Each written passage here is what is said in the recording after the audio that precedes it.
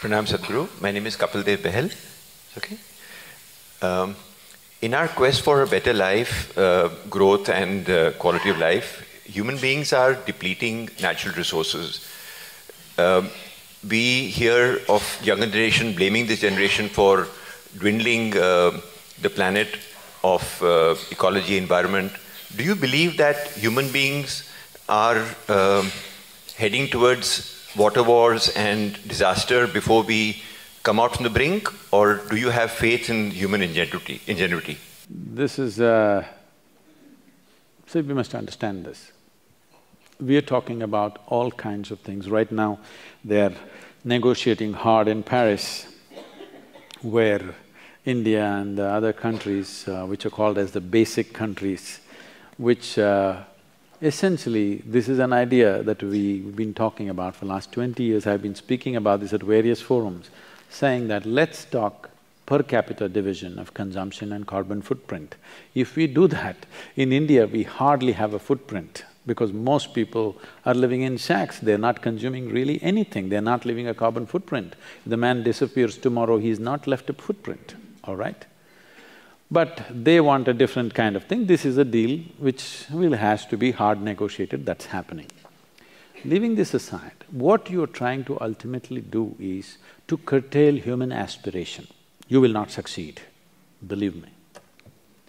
There are people I know in California homes, earlier they were driving Prius, now they're all into Tesla, but in their garage they got 2 Ferraris or they got a big SUV, okay? This is when they go to the office, when they go to social gatherings, they want to be seen in an electric car. When they go out with the family, they want to ram a 6-cylinder car, all right? So I'm saying you cannot curtail human aspirations. The best thing is to curtail human populations. At the beginning of 20th century, we were 1.6 billion people. Today, we are 7.2 billion people. In India, in 1947, we were 33 million people. Today, we are 1.2 or 1.25 billion people. So, 3 times, 4 times we've multiplied. We are nice, but we're too many. We need to understand this. There is only that much human life that the planet can sustain. And above all, because of technological prowess that we have today, we are consuming probably what 10,000 men would consume 1,000 years ago. One man, I'm saying. One human being is consuming what 10,000 human beings would consume 1,000 years ago. So when this is the case, the simplest thing is we must project or plan for a less population in the future. But right now, United Nations predicts that by 2050, we will be 9.6 billion people. By 2075, we'll be 12.1 billion people. I want you to just imagine your life on this planet.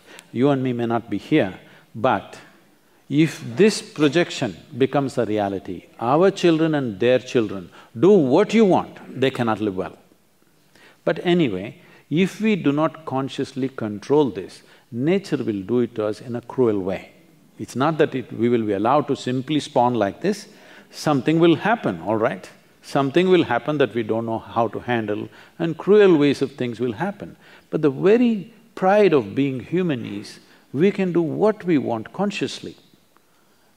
It is something we need to take up, every world leader has to take this up. The leadership on the planet, in this Paris meetings of going on talking about how much will you consume, how much will I consume, what do you have to do, why don't we say by 2050, we will be 4 billion, not 9.6 billion, why not? All you have to do is, that you should not reproduce. People are talking about the economic dividend of having a young population.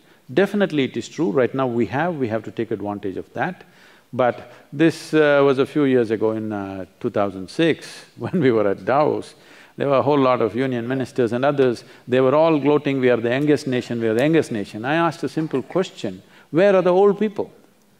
They said, no, we are the youngest, that is okay, but where are the old people? In India, people don't get old, they die soon. That is why we are the youngest nation, you better know that. We can take advantage of the situation now, but we can't gloat about it. It's not something that we created. It is something that's unfortunately happened to us, because in 1947, the average life expectancy of an Indian was 28 years. Today it's come to 64, that's average, but I'm telling you, if you divide urban and rural, urban may be around 70, rural is around 50. 50 is not a time to die for a man.